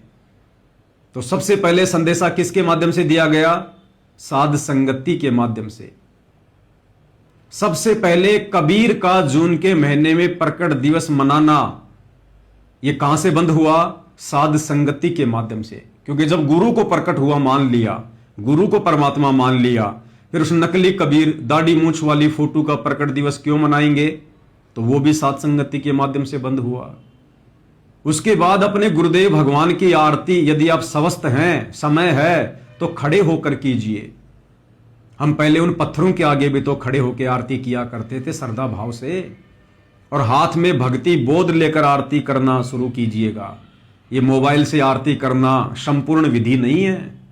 ये तो केवल विशेष परिस्थितियों में परमात्मा ने तीनों समय की आरती ऑडियो वीडियो में डाल के दी है, रोजाना करने के लिए नहीं। तो खड़े होकर और हाथ में भक्ति बोध लेकर भक्ति करना कहां से शुरू हुआ? साध संगति से शुरू हुआ। उसके बाद अपने गुरु को इष्ट मानकर, परमात्मा मानकर, गीता अध्याय 3 श्लोक नंबर 13 के अनुसार घर घर में गुरु जी को बड़ी भोग की आरती के साथ भोग लगना कहां से शुरू हुआ? साध संगति से शुरू हुआ। उसके बाद अपने गुरु को अपना इष्ट मानकर, परमात्मा मानकर, और जो संकेत गुरुदेव ने संध्या आरती की शुरुआत में छुपा रखा है कि पांति पंच पोहप कर पूजा, देव निरंजन और न दूजा, यानी अपने गुरु को अपना इष्ट मानकर और 5 दीपक वाली थाल के साथ उनकी आरती उतारनी चाहिए। यह संकेत आपको कहां से मिला?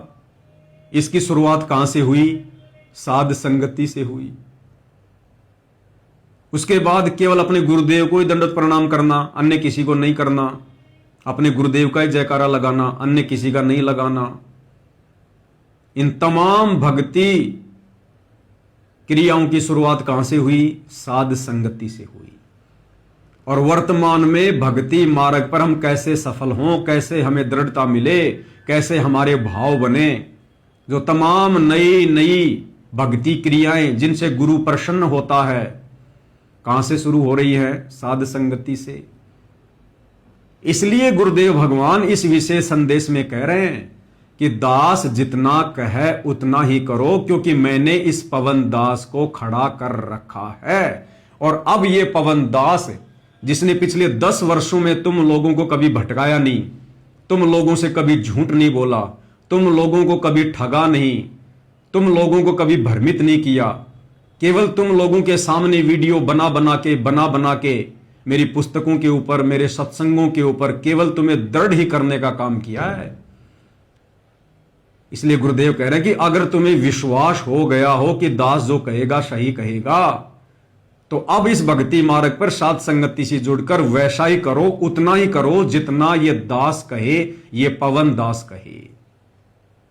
और पवन दास क्या कहेगा? जो सतगुरु रामपाल जी का आदेश होगा, जो उनके सत्संगों में होगा और जो उनके सत्य प्रेरणा होगी। इससे ज्यादा दास ने ना कुछ आपको पहले कभी कहा, ना कभी दास आपको आगे कहेगा।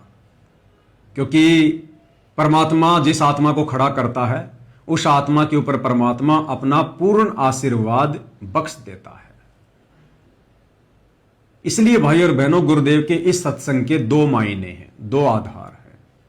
सतलोक आश्रम वालों के लिए दास का अर्थ है संत रामपाल जी, क्योंकि ये लोग अपने गुरु जी को दास मानते हैं, भगवान नहीं मानते हैं, कबीर जी का भेजा हुआ दास मानते हैं। और साध संगत वालों के लिए दास का अर्थ है ये पवन दास, आप सत्सेवक भाई बहनों का नौकर, आप लोगों का सेवक, जो सतगुरुदेव के आदेश से आप लोगों की सेवा में हमेशा हाजिर रहता है। अब सतलोक आश्रमों से जुड़े भाई बहन जिन भक्ति क्रियाओं को लेकर विरोध जताते हैं कि भाई तुम साध संगत वाले तो जो भक्ति क्रिया कर रहे हो ना, जैसे आरती उतारना, गुरुदेव को भोग लगाना, गुरुदेव के ऊपर चवर करना, ये मनमाना आचरण है, गुरुजी ने तो कभी नहीं बताया, तुम लोग तो पवन दास के अनुसार चल रहे हो। तो भाई और बहनों, आप और हमें तो पता चल ही गया है कि हम पवन दास के अनुसार चल रहे हैं, या पवन दास जो गुरुदेव के सत्संगों के अनुसार बताता है, भक्ति मार्ग के अनुसार बताता है, हम वो कर रहे हैं। अब भाई और बहनों, बात ऐसी भी नहीं है कि जो भक्ति क्रिया हम सत्सेवक भाई बहन कर रहे हैं, या जो ये पवन दास आप भाई बहनों को बताता है, सतलोक आश्रम से जुड़े भाई बहन भी अपनी अंतरात्मा से तो ये स्वीकार करते हैं कि पवन दास जो कह रहा बिल्कुल सही है। अगर गुरु के हृदय में जगह बनानी है, सतलोक का अधिकारी बनना है, गुरु को प्रसन्न करना है, तो ये तमाम भक्ति क्रिया करनी ही पड़ेंगी। लेकिन उनके कमजोर भक्ति संस्कार, जिस कारण से वो डर जाते हैं, भयभीत हो जाते हैं कि हम कुछ गलत ना कर बैठे, उनके अंदर इतनी दृढ़ता नहीं है, विश्वास की कमी है। और ये लोग केवल ईर्ष्या भाव में आकर पवन दास का विरोध करते हैं, केवल ईर्ष्या भाव में आकर, बाकी ज्ञान आधार से नहीं। अभी आश्रम से जुड़े भाई बहन किस बात का विरोध करते हैं कि ये पवन दास 5 दीपक वाली थाल के साथ में सुबह शाम गुरुजी की आरती उतारता है, सत्सेवक भाई बहनों को भी उतारने के लिए कहता है, जो कि गलत है, ये सही नहीं है, ये गुरुजी के आदेशों के खिलाफ है, इससे आप लोगों की मर्यादाएं टूट चुकी हैं। तो इन सतलोक आश्रमों से जुड़े नादान भाई बहनों को जब हम सत्सेवक भाई बहन अपने गुरु को इष्ट मानकर उनकी आरती उतारते हैं तो इनको गलत लगता है।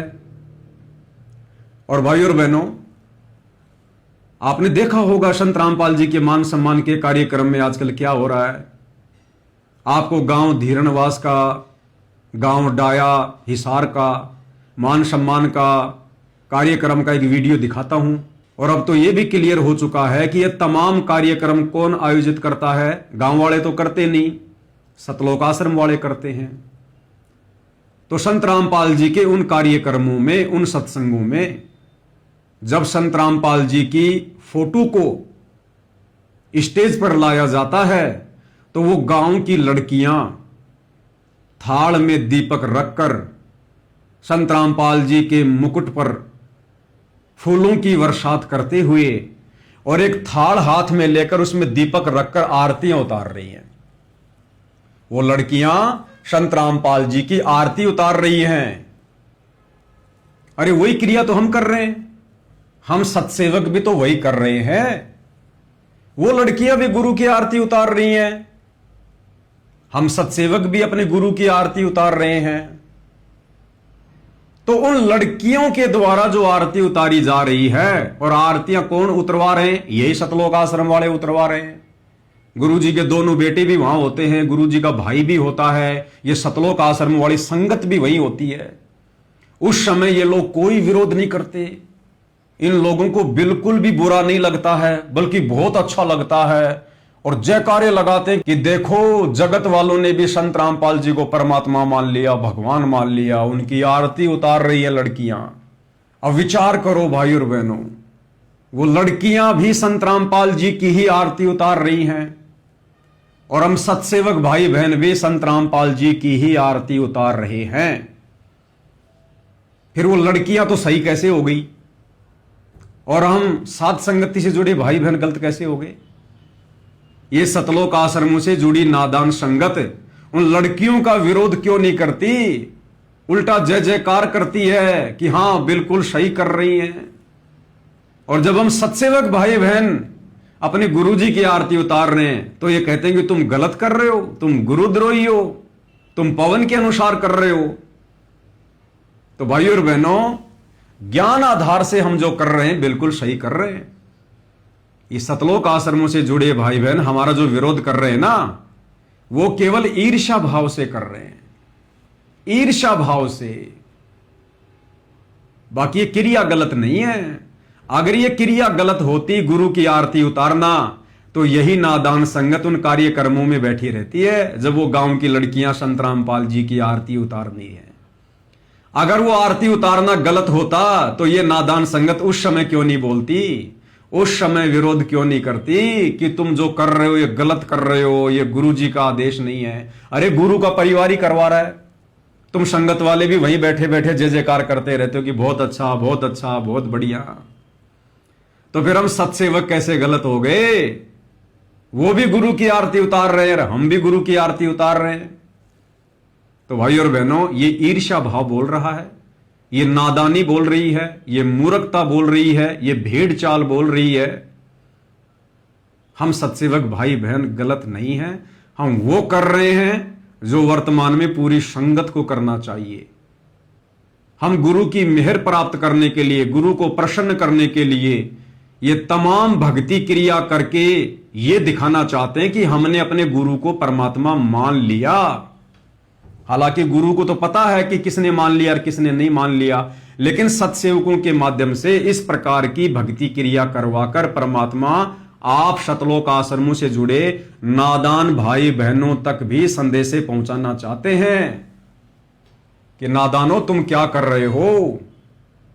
तुम भी वही करो जो मेरे सत्सेवक बच्चे कर रहे हैं, अन्यथा पीछे रह जाओगे देखा देखी में, भेड़ चाल में। अब संगत वाले ये भी कह सकते हैं कि भाई वो तो गांव वाले हैं, वो तो जगत वाले हैं, वो तो कुछ भी कर सकते हैं। तो ये कहना भी उचित नहीं है। भाई करवा कौन रहे हैं? जगत वाला कल को आकर उसी स्टेज पर हाथ में गोबर लेकर संत रामपाल जी के मुंह पर लेपेगा तो क्या कोई विरोध नहीं करेगा क्या? अरे वो जगत की लड़कियां हाथ में गोबर लेकर स्टेज पर चढ़कर संत रामपाल जी के मुंह के ऊपर मारेंगी तो आप संगत वाले विरोध करोगे या नहीं करोगे? वहां खड़े हुए संत रामपाल जी के परिवार वाले विरोध करेंगे कि नहीं करेंगे? आप कहोगे हम जरूर विरोध करेंगे, हमारे गुरु के मुंह के ऊपर गोबर थोड़ा ना मारने देंगे, क्योंकि गोबर लगाना तो गलत है। तो इसी प्रकार अगर वो आरती करना गलत होता जो गांव की लड़कियां कर रही है तो तुम लोग विरोध करते ना, लेकिन तुम लोगों ने विरोध नहीं किया, तुम लोगों ने हृदय से स्वीकार कर लिया। अब ये बहाना नहीं चलेगा कि वो तो जगत वाली हैं, वो तो जगत वाली हैं। अगर तुम्हारी ये बात भी मान ली जाए कि चलो वो तो जगत वाली लड़कियां थी इसलिए तुम लोगों ने विरोध नहीं किया, तो फिर हम सत्सेवकों का विरोध क्यों कर रहे हो तुम? अरे हम तो तुम्हारी नजर में गुरुद्रोही है ना, हम तो तुम्हारी नजर में भगत है ही नहीं, हम तो गुरुद्रोही है, तो हम भी जगत वाले हो गए। बल्कि गुरुद्रोही तो जगत वालों से भी गया गुजरा हो जाता है।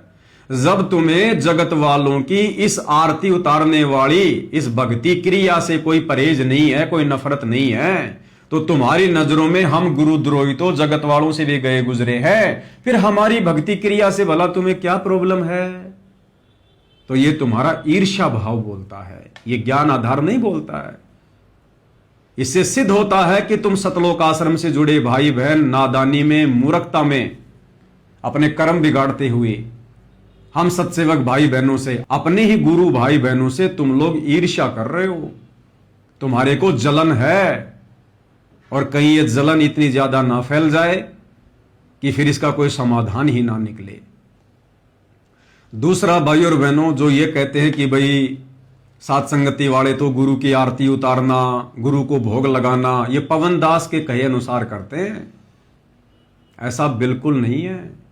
सात संगति से जुड़ी आत्माएं परमात्मा की विशेष आत्मा है, जिनके भक्ति संस्कार बहुत मजबूत हैं, जो किसी भी बात का निर्णय चुटकियों में कर लेते हैं ज्ञान को आधार बनाकर। यहां भेड़ चाल में भक्ति नहीं होती, देखा देखी में भक्ति नहीं होती है। हम अंध भगत हैं, लेकिन अपने गुरु जी के प्रति आप सतलोक आश्रम वालों की तरह संत रामपाल जी के परिवार के पीछे अंध भगत नहीं है। तो तुम्हारा यह कहना भी गलत है कि आरती उतारना, भोग लगाना, खड़े होके आरती करना, यह गलत है। अरे भैया, तुम सतलोक आश्रमों में जाते हो, 3-3 दिन का पाठ होता है, परमात्मा को भोग लगता है, भोग की आरती बड़ी बड़ी स्क्रीन पे चलती है, प्रोजेक्टर पे चलती है। संत रामपाल जी क्या करते हैं?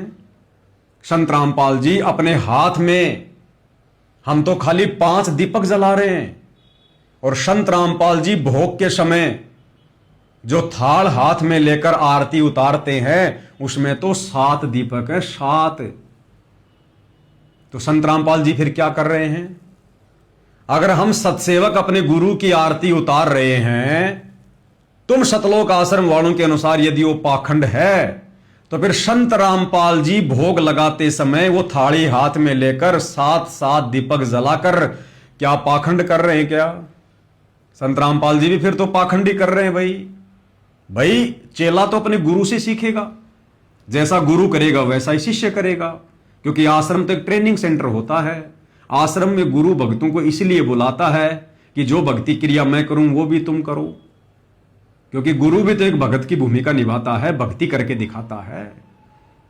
अगर हम सत्सेवक भाई बहन पाखंड कर रहे हैं गुरु की आरती उतार कर, तो संत रामपाल जी भी सतलोक आश्रम में भोग के समय अपने गुरु के आगे आरती उतारकर पाखंड कर रहे हैं। भाई अगर हम सत्सेवक भाई बहन अपने गुरु को भोग लगाकर पाखंड कर रहे हैं, तो संत रामपाल जी भी भोग के समय आरती करके खड़े होके चवर करना, थाल लेके आरती घुमाना, भोग की आरती करना, फिर तो संत रामपाल जी भी पाखंडी कर रहे हैं। भाई फिर तो संत रामपाल जी से भी तुम लोग नफरत करो, संत रामपाल जी को भी छोड़ दो फिर तुम लोग, क्योंकि जो पाखंड संत रामपाल जी कर रहे हैं वो ही पाखंड हम सत्सेवक कर रहे हैं। तो भाई और बहनों, ना तो ये पाखंड है, ना ये कोई गलत क्रिया है, केवल नादान भगतों की समझ का फर्क है। संत रामपाल जी आध्यात्मिक टीचर हैं। स्कूल एक ट्रेनिंग सेंटर होता है, यानी जहां सत्संग होता है वो ट्रेनिंग सेंटर होता है, और सतगुरु ऐसी भक्ति क्रिया करके अपने आप को एक भगत के रोल में, एक दास के रोल में, इस प्रकार की भक्ति क्रिया दिखाकर कि नादानों, जिस प्रकार से मैं अपने गुरु को अपना इष्ट मानकर, अपना भगवान मानकर उनको भोग लगा रहा हूं, खड़े होकर भोग की आरती कर रहा हूं, खड़ा होकर अपने गुरु की आरती उतार रहा हूं, अपने गुरु के शीश के ऊपर चवर कर रहा हूं, ऐसे ही जिस दिन तुम भक्तों को यह बात समझ में आ जाए कि हमारा गुरु सतगुरु रामपाल जी मां के गर्भ से जन्म लेकर आया हुआ कोई आम व्यक्ति नहीं है, कोई मानुष नहीं है, ये किसी कबीर भगवान का दास नहीं है, ये स्वयं दासों का भगवान कबीर भगवान है, हमारा इष्ट देव है, तो उसके बाद तुम लोगों ने भी अपने गुरु के साथ में इसी प्रकार से व्यवहार करना है। यानी अपने गुरु को इष्ट मानकर, आराध्य देव मानकर उनकी पूजा करनी है, उनकी आरती उतारनी है। पाती पंच पोहप कर पूजा, देव निरंजन और न दूजा। गीता अध्याय 3 श्लोक 13 के अनुसार अपने गुरु को भोग लगाना है। अरे भैया, भोजन हम रोजाना खाते हैं, भोजन हम रोजाना खाते हैं।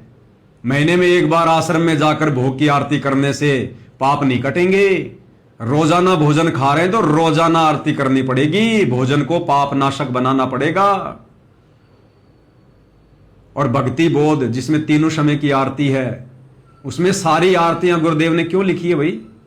अरे भक्ति बोध में गुरुदेव ने जो नित्य नियम लिखा है, क्यों लिखा है? हम भक्तों के लिए, हम रोज करते हैं। दोपहर की आरती लिखी है, क्यों लिखी है? हम भक्तों के लिए, हम रोज कर रहे हैं। संध्या आरती लिखी है, क्यों? हम भक्तों के लिए, हम सब रोज कर रहे हैं। संध्या आरती के बाद अन्नदेव की छोटी आरती, फिर अन्नदेव की बड़ी आरती क्यों लिखी है? हम भक्तों के लिए, कि भोजन खाने से पहले आरती करो, भोजन खाने के बाद आरती करो। हम सब रोज कर रहे हैं। और उसके बाद फिर भोग लगाने की विधि लिखी हुई है। अब ये भोग संगत क्यों नहीं लगा रही, जब सारी आरतियां हम भक्तों के लिए गुरुदेव ने भक्ति बोध में डालकर हमारे को दे रखी हैं और हम सारी आरती कर रहे हैं, तो फिर भोग की आरती क्यों नहीं कर रहे, जो उसी भक्ति बोध में भोजन खाने के बाद जो बड़ी आरती उसके बाद में जो लिखी हुई है? क्यों? क्योंकि करेगा वही जिसने अपने गुरु को कबीर मान लिया होगा, गुरु को इष्ट मान लिया होगा। और जैसा गुरु ने गुरु को भगवान मानकर हमें आश्रम में आरती करना सिखाया, चवर करना सिखाया, भोग लगाने सिखाया, तो इस प्रकार से ये सारी क्रिया अपने गुरु को इष्ट मानकर, कबीर मानकर वही करेगा जिसने वर्तमान में अपने गुरु सतगुरु रामपाल जी को अपना कबीर भगवान मान लिया होगा।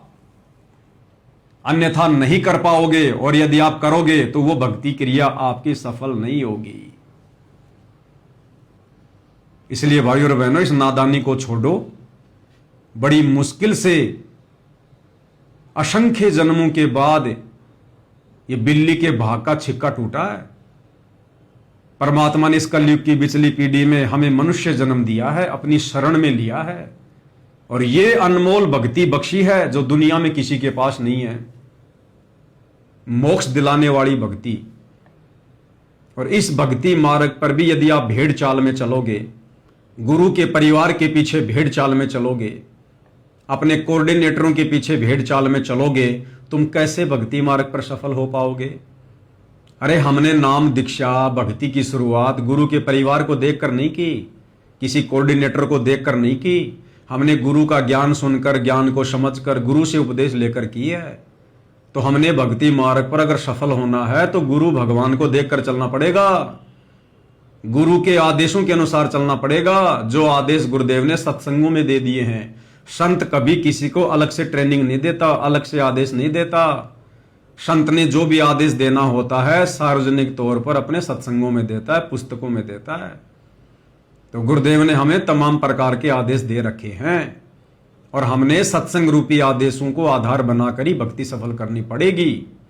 कल को गुरुदेव भगवान सतलोक चले जाएंगे, फिर कहां से आदेश लाओगे? क्या उस समय भी गुरु के परिवार के पीछे अंधे होके चलोगे, कोऑर्डिनेटरों के पीछे अंधे होके चलोगे? जो गुरु का परिवार, जो कोऑर्डिनेटर तुम्हें वर्तमान में ही गुरु के रहते सहते काल के मुंह में झोंक रहे हैं, तुमसे तमाम प्रकार की गंदी राजनीति करवा रहे हैं, दुनिया भर के उल्टे उल्टे भक्ति विरुद्ध कर्म करवा रहे हैं, तो गुरु के जाने के बाद वो तुम्हें कहां से सतलोक का रास्ता दिखा देंगे? अरे कैसे तुम्हें सतलोक मिल जाएगा? गुरु के सतलोक जाने के बाद तो तुम सतलोक जा ही नहीं पाओगे। हमारे पास में मौका ही सतलोक जाने का तब तक है जब तक गुरु भगवान धरती पर है। तो हमने तो इस कदर भक्ति करनी है, इस कदर गुरु को समर्पित होना है, इस कदर मर्यादाओं में रहना है, इस कदर हमने गुरु को राजी करना है। राजी कर सतगुरु रूठे नू, कि सतगुरु रामपाल जी भगवान धरती पर रहते सहते हम आत्माओं को सतलोक में भेज दे, हमारा शरीर छुड़वा दे। उसी के लिए भाई और बहनों, साध संगति से जोड़कर परमात्मा जिन जिन आत्माओं को सतलोक लेकर जाना चाहते हैं, उन आत्माओं से इस प्रकार की भक्ति क्रिया करवा रहे हैं। क्योंकि भक्ति मार्ग पर यदि आपने सफल होना है तो सबसे पहला मूल मंत्र है गुरु को ही भगवान मानना, गुरु को ही परमात्मा मानना। हृदय से, आत्मा से, ज्ञान आधार से आश्रम वालों की तरह खाली जुबान से नहीं, देखम देखा नहीं कि गुरु का तो जयकारा लगा रहे हैं, सतगुरु रामपाल जी भगवान की जय, और भगवान मानते हैं फिर जून के महीने में दाढ़ी मूछ वाले कबीर को उसका प्रगट दिवस मनाकर गले में दो दो भगवानों की फोटो डाल के रखते हो। आत्मा एक है, उसका परमात्मा भी एक ही है। आप सतलोक आश्रम वाले भाई बहन अपने भगवान को पहचान नहीं रहे अभी। अगर पहचान रहे होते तो विशेष संदेश के माध्यम से गुरुदेव ये ना कहते कि पुण्यात्माओं पहले तुम तो पहचानो अपने भगवान को, बाकी दुनिया को तो फिर हम बाद में पहचान करवा देंगे। तो क्या कह रहे हैं गुरुदेव, किसको कह रहे हैं कि पहले तुम तो पहचान लो अपने भगवान को? तो सतलोक आश्रमों से जुड़े भाई बहनों को गुरुदेव कह रहे हैं कि पहले तुम तो पहचान लो अपने भगवान को, यानी कबीर कौन है। क्योंकि अभी तक नादान संगत केवल दाढ़ी मूछ वाली फोटो को कबीर मान रही है।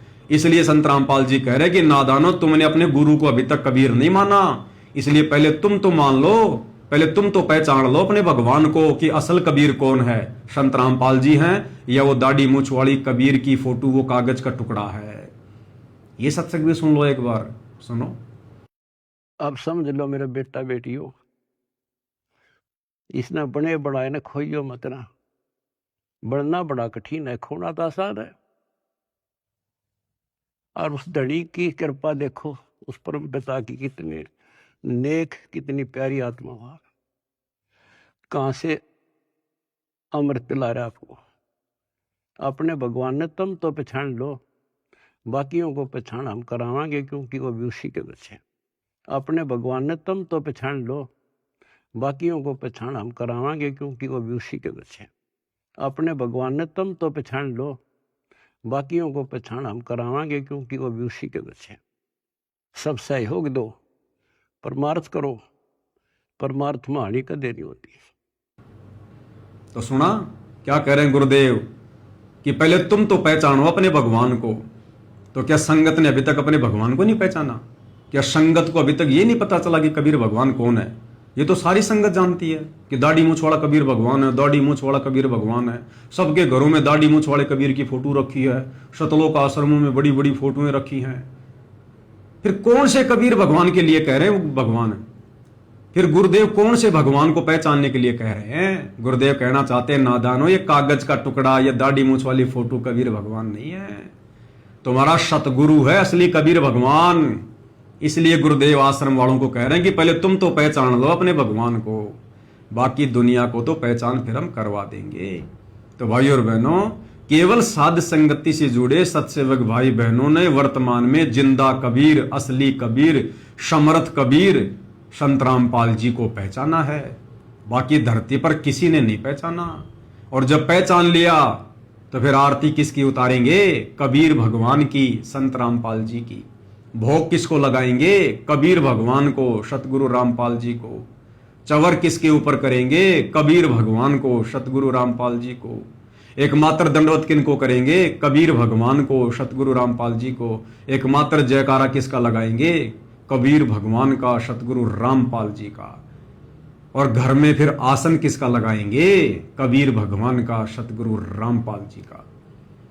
तो भाई और बहनों, बातें बहुत हैं, समय कम है। धीरे धीरे छोटे छोटे पॉइंट पर आप भाई बहनों को इसी प्रकार से वीडियो बनाकर समझाते रहेंगे, क्योंकि ये हमारी अग्नि परीक्षा का समय चल रहा है, लास्ट का समय है। और इस समय काल पूरी कोशिश करेगा आत्माओं को भ्रमित करने की, वो चाहे संगत के माध्यम से करे या किसी जगत के माध्यम से करे। तो साध संगति से जुड़े भाई बहनों के अंदर कोई भी कमजोरी शेष ना रह जाए, काल को कहीं छोटा सा भी पॉइंट ना मिल जाए भ्रमित करने के लिए। इसलिए परमात्मा ने इस कुत्ते की, आप भाई बहनों के नौकर की, आप भाई बहनों के दास की, इस तुच्छ पवन दास की ड्यूटी लगा रखी है। अगर मुझे गुरुदेव ने निमित्त बनाया है तो इसमें मेरा कोई श्रेय नहीं है, मेरा तो सौभाग्य है, इसमें मेरा कोई रोल नहीं है। जब परमात्मा 650 साल पहले और एक भैंसे राम को निमित्त बना सकते हैं वेद मंत्र बोलने के लिए, तो मैं तो फिर भी एक इंसान हूं, जिंदा जागता हूं, उनका भगत हूं। अब यदि गुरुदेव ने मुझ पवन दास को खड़ा किया है, निमित्त बनाया है, तो भाई और बहनों, इसमें मेरा कोई श्रेय नहीं है, मेरा कोई रोल नहीं है। ये तो गुरुदेव भगवान की अपनी मौज, अपनी मर्जी। जब 650 साल पहले 64 लाख भक्तों को निमित्त ना बनाकर और एक भैंसे को निमित्त बना दिया वेद मंत्र बुलवाने के लिए, तो ये तो गुरुदेव भगवान की अपनी मर्जी है। मैं तो उनकी नौकरी कर रहा हूं, आप भाई बहनों की सेवा में, आप भाई बहनों की नौकरी कर रहा हूं। मुझे इस बात का कोई घमंड नहीं है, कोई अहंकार नहीं है। और जिस दिन आ गया उस दिन भैया मेरे जैसे नौकर भगवान के पास में अरबों खरबों है, कमी नहीं है। वो तो मिट्टी के डले को उठाकर अपना काम करवा देगा, उसे भक्तों की भी जरूरत नहीं है। तो भाई और बहनों, आप और हमने केवल भक्ति मार्ग पर आगे बढ़ना है।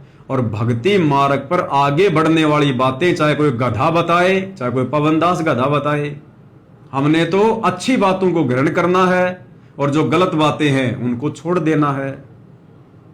तो भाई और बहनों, इस प्रकार से हमने भक्ति मार्ग पर निरअभिमानी होकर, निसंशय होकर आगे बढ़ना है, निसंशय होकर।